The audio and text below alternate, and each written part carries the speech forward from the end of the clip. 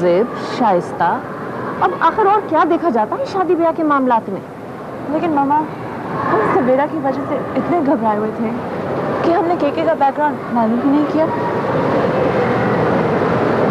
लेकिन देखो, अब सवेरा को भी ऐसी भीगी बिल्ली बन के नहीं रहना चाहिए। आखिर वो भी तो अपना मुंह कुछ खोले, कुछ हमें ही बताए कि असल बात क्या है। बता चुकी वो हमें असल बात। उसके ख्याल में तो वो अमेरिका में ही नहीं है। अरे वो अपने राइट्स तक भी नहीं जानती। मामा, केके अगर उसके साथ कोई भी गड़बड़ करे तो एक टेलीफोन करके वो पुलिस को तो बुला सकती है। अरे बीबी, जब उसने तुम ही को कुछ नहीं बताया तो वो पुलिस को क्या खाक फोन करेगी?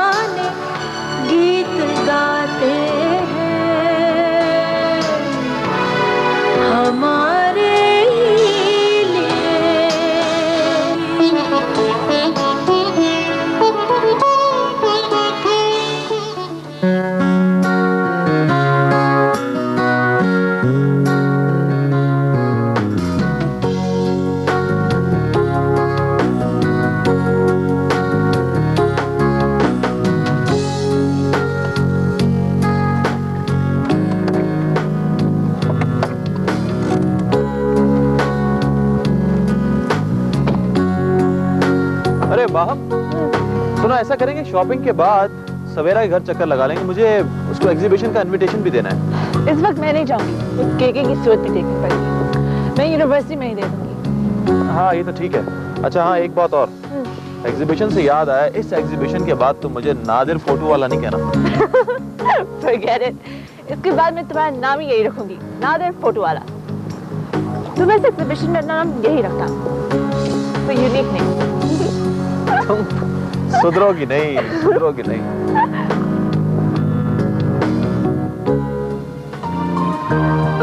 कल आप निकले और मैं घर पहुंचा हूं। बाबा बता रहे थे कि आप खुशी खान का पूछ रहे थे। हाँ, दरअसल मैं ही अमेरिका से आया हूँ ना। अरे अच्छा, तो वो खत आपने लिखा था, लेकिन मैंने उसका जवाब तो दे दिया था। खैर, आपका जवाब तो मिल ही जाएगा, लेकिन मुझे ये बताइए कि क्या आपके पास उस खत की कोई कॉपी मौजूद है? हाँ हाँ, कॉपी तो आपको मिल जाएगी। वैसे राज साहब, अगर आप खुशहाल खान के लिए कुछ कर सकते हैं तो ये खानदान पुश्तों तक आपका एहसान मंग रहेगा। किस किस्म की बातें कर रहे हैं आप? ये तो मेरा फर्ज है भाई। अगर हम अपनी खुशनसीबी में से कुछ दूसरों को बांट देंगे तो इस तरह तो अपनी खुशबख्ती पूरे माशरे में फैल जाएगी ना, एक शख्स तक महदूद तो नहीं रहेगी ना। काश सब लोग आप जैसा सोचते, तो ये हमारे लोग इस गुर्बत और इस जिल्लत में ना होते। वक्त बदलता है, ज़माना बदलता है, हमारा भी ज़माना बदलेगा। ये जिल्लत के मारे लोग हमेशा यूं ही नहीं रहेंगे। खुदा करे साहब, यहाँ तो किसी मौजज़े के इंतज़ार में नस्लें बूढ़ी हो रही हैं। नस्लों की किस्मत मौजज़ों से नहीं बदलती, मेहनत से बदलती है। आप सही कह रहे हैं, लेकिन यहाँ मसला दूसरा है।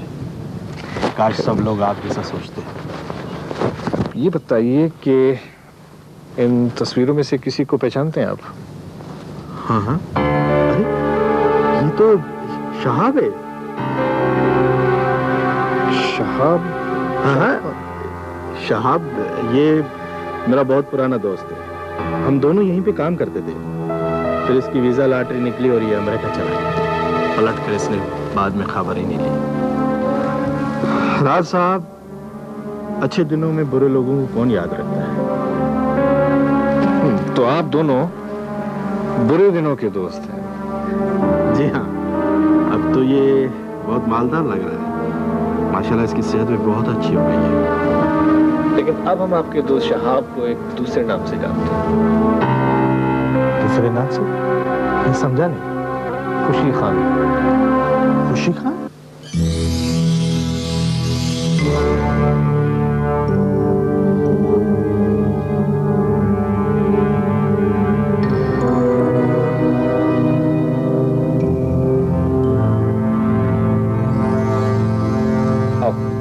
आओ तुम्हें बताता हूँ।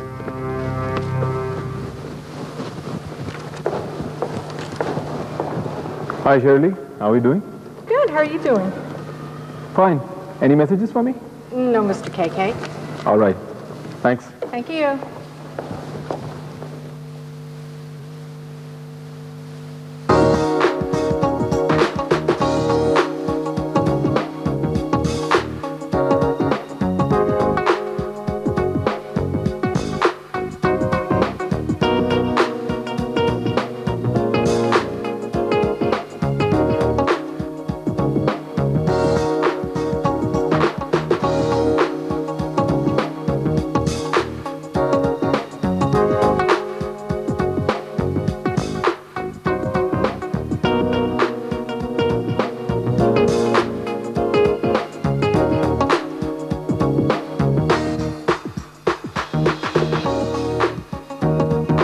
भाई मेरी तो चल चल के टांगे जवाब दे गई हैं। तुम्हारी टांगें जवाब दे चुकी है और मेरी सवाल कर रही है कि शादी तुम्हारी हो रही है और हम क्यों लेफ्ट राइट करें? बिल्कुल भाई, इसका मतलब है शादी बहुत मुश्किल काम है, बहुत मुश्किल काम है। मामा का भी जवाब नहीं, बस ऑर्डर दे दिया उन्होंने कि जाओ और सामान चूज करो। मुझे ये समझ में नहीं आता, जब हम दोनों एक दूसरे को पसंद करते हैं हमें सामान वामान की इतनी जरूरत भी नहीं है भाई। उन्हें और मेरी वालदा माजदा को ये चाहिए था कि जिस तरह उन्होंने हम दोनों को चूज कर लिया था ना, इसी तरह सामान भी खुद ही चूज कर लें। हमें क्यों इस तरह चलवा रहे हैं? कमाल करते हो नादिर, तुम्हारी मामा का नाम माजदा कब से? ओह, एक तो तुम। अरे भाई, जब अम्मी का नाम रिस्पेक्ट से लेते हैं ना तो उसे माजदा कहते हैं, समझे? इस तरीके से ये मतलब होता है माजदा का। ओके, आई सी। ऐसी तुम ऐसा करो कि तुम है ना जहेज में ना 2 दर्जन डिक्शनरीज मंगवा लो, चार्टर प्लेन करो और उनको हुक्म करो कि मेरे लिए डिक्शनरीज भेजें। अरे वाह, जब हम हनीमून पे जाएंगे तो साथ ले जाएंगे, कैंप फायर के लिए बहुत काम आएंगी। कैंप फायर के लिए तुम्हारे फैशन मैगजीन्स काम आएंगे, वैसे भी ग्लेज पेपर बहुत अच्छे तरीके से चलता है। खबरदार, जो तुमने उनको देखा भी तो मैं जान से मार दूंगी। अच्छा, जान से मारोगी? ठीक है, तो मैं बहुत जल्दी शहीद हो जाऊंगा और तुम बेवा हो जाओगी, बहुत जल्दी मेरी जान तुमसे छूट जाएगी। ठीक है, खुश? नहीं खुश नहीं हो ना? तो चलो शॉपिंग करो। चलो।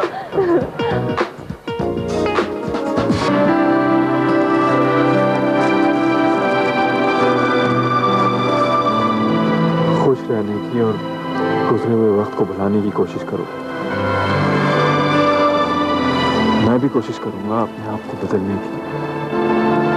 मैंने परसों एक कुचली जिंदगी गुजारी है जिसने बहुत सी बुराइयां पैदा कर दी मुझमें, लेकिन फिर भी कोशिश करूंगा मैं। सवेरा प्लीज कुछ तो बोलो। मैं तो शायद बोलना ही भूल गई हूँ। आपने अपनी कुचली हुई जिंदगी गुजारी है और मैं नाजों में पली हूँ। अबू के बाद इस कमी को अंकल ने पूरा किया। मैंने कभी भी नहीं सोचा था कि ये सब कुछ होगा। नहीं सवेरा, सब ठीक हो जाएगा। हम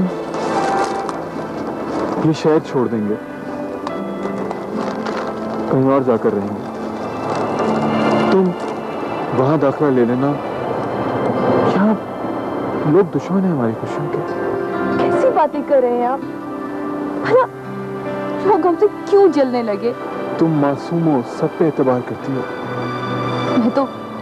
मैं तो सिर्फ ये चाहती हूँ कि हम एक दूसरे पे एतबार करें। प्लीज मुझसे झूठ मत बोला करें। मैं इस सच ही एक ईंट पर पूरी जिंदगी की बुनियाद रख सकती हूँ। मुझे झूठ के एकड़ों से नहीं चाहिए।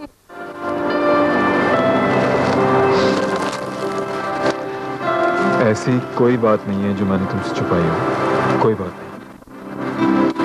याद रखिएगा अपनी इस बात को और इस बात को भी कि अगर आपका कोई झूठ मुझ पे खुला तो मैं आपको कभी माफ नहीं कर सकूंगी।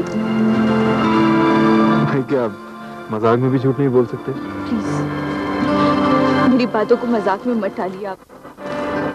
ये लम्हा जो अभी हमारी जिंदगी में गुजरा है बहुत अहम था।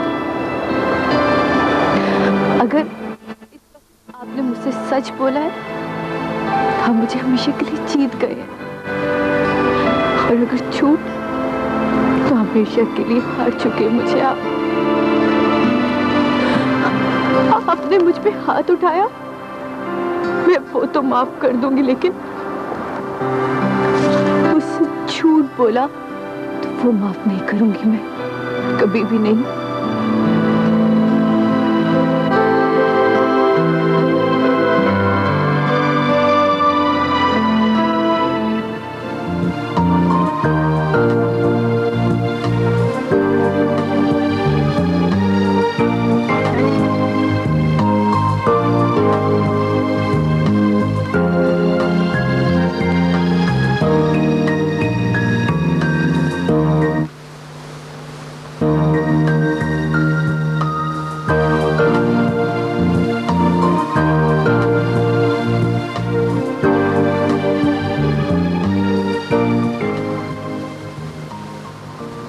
दरअसल हमारी अंजुमन के अरकान को इस बात का शिद्दत से एहसास है कि जब तक हम पाकिस्तान में ख़वातीन के लिए कंप्यूटर टेक्नोलॉजी को आम नहीं करेंगे तब तक हम तरक्की नहीं कर सकते। और प्रोफेसर साहब यही बात जहन में रख के हमने इस इंस्टीट्यूट की बुनियाद डाली थी।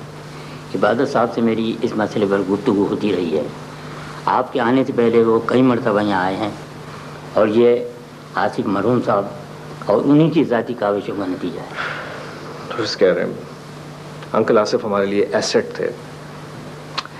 पिछली बार जब मैं आया था तो आपसे भी मुलाकात नहीं हो पाई थी। मैं एक सेमिनार में शिरकत के लिए गया हुआ था। ऐसे आपके ख्याल में इस प्रोजेक्ट को ऑपरेटिव होने में कितना अरसा लगेगा? इमारत तो तकरीबन मुकम्मल हो ही गई है और हमने तय ये किया है कि अगले सेशन से पढ़ाई शुरू करा देंगे। ओके। खुदा आप लोगों को खुश रखे। हमें ऐसे ही लोगों की ज़रूरत है, तस्वीरें खिंचवाने और बयानात देने वालों की नहीं। अल्लाह आपको अजर दे। मैंने आपसे कहा था कि मुझसे या किसी और से खौफज़दा होना छोड़ दें, नहीं तो ये जो खौफ है ना दीमक की तरह रिश्तों को चाट जाता है। मैं अपने बेटों को एक वसीयत कर जाऊं कि कभी किसी ज्यादा पढ़ी लिखी लड़की से शादी ना करें, वरना फलसफा सुनना पड़ेगा हर वक्त। अच्छा, तो मैं फलसफा बोलती हूँ? जी नहीं, आप मुझे सावन का गीत सुना रही हैं। आप मुझे सुना रहे थे कि आपने मुझे पहली दफा कहाँ देखा था? हाँ, ये बात तो रह गई। मैंने तुम्हें पहली मर्तबा कराची कंट्री क्लब में देखा था। वहाँ तुम अपनी अम्मी और अंकल के साथ आई थी और उसी वक्त मैंने ख्वाहिश की कि काश मेरी इस लड़की से शादी हो जाए। बड़ी कबूलियत की घड़ी थी। काश आपने कुछ और मांग लिया होता। जी हाँ, सच कह रही हो। काश मैंने कि ब्रुनाई की सल्तनत मांगी होती या अल्लाह मियाँ का दरबार बनने की ख्वाहिश की होती। अरे अहमक लड़की, तुम्हें चाहा और तुम्हें पा लिया, बस। हर वक्त इस कोशिश में रहते हैं कि मैं भाग जाऊं। मुझे जिंदगी ने कभी कुछ नहीं दिया। जो कुछ भी मेरे पास है वो मैंने जिंदगी से छीन कर लिया है और हर वक्त डरता रहता हूँ कि कोई मुझसे सब कुछ छीन न ले। किसी फजूल बातें करते हैं। मैंने आपसे पहले भी कहा था कि मुझसे खौफज़दा होना छोड़ दिया। हाँ, तुम ठीक कहती हो, लेकिन एक दो दिन का किस्सा तो नहीं है ना। पुरानी आदत है, जाते जाते ही जाएगी। पुरानी आदतें जाने में इतना देर ना कर दें कहीं तो उनके साथ कुछ और चीज़ें मिश्री। हाँ, फिर धमकी दे रही हो मुझे?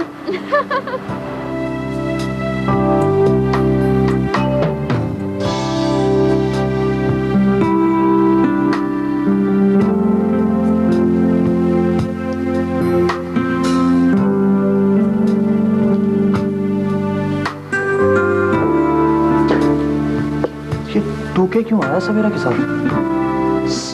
उसका नहीं आया, उसके साथ नहीं आएगा तो क्या जैन पांडा के साथ आएगा? ठीक है, लेकिन अब सवेरा के साथ कोई ढंग की बात नहीं हो सकती। Yes, I mean, I hope I'm not late. You're not.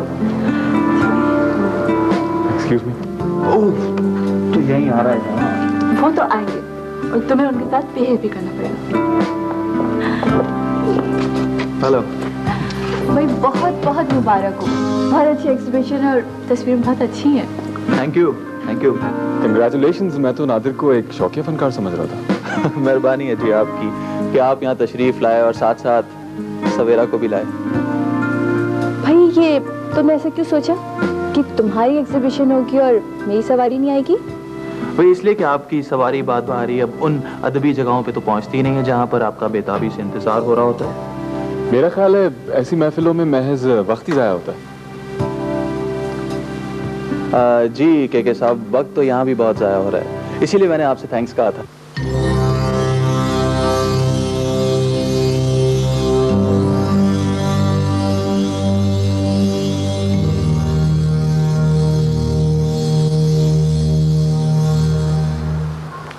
अरे भाई नादिर अब तक नहीं आया। मेरे ख्याल में वो आता ही होगा। उसके बगैर तो हम जा भी नहीं सकते। मामा, आपको अपने दोस्त के घर ही तो जाना है। अगर कुछ देर हो गई तो सो व्हाट? कोई फिल्म का शो तो नहीं है कि कोई सीन मिस हो जाएगा। अरे वो देखो नादिर आ गया।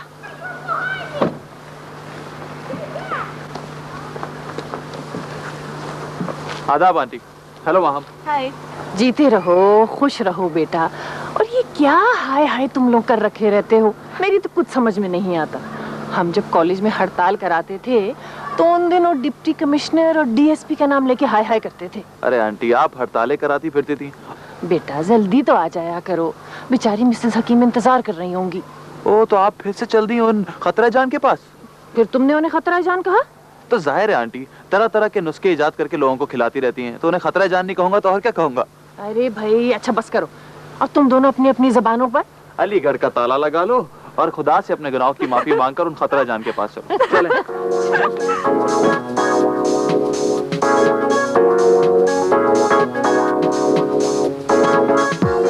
आज मैंने यहाँ का प्रोग्राम इसलिए रखा था कि कुछ देर यहाँ रुक जाए, फिर कुछ खा के घर चलेंगे। मंजर तो वाकई यहाँ का बहुत अच्छा है। हाँ, इन लोगों के लिए दुनिया ही जन्नत है। हाँ, जी हाँ, इन लोगों ने ये जन्नत खुद बनाई है। इंसान अपनी जन्नत, अपना जन्नत खुद बनाता है। हम इनके ऊपर रश तो करते हैं, ये नहीं सोचते कि ये लोग अपने शहरों का कितना ख्याल रखते हैं। तो बेगम साहब, मान लिया कि आप बहुत ही इंटेलेक्चुअल हैं। मैंने तो एक मामूली से सवाल पूछा था आपसे, आपने पूरी गवर्नमेंट पे तकरीर दे दी है। सॉरी, अब चले।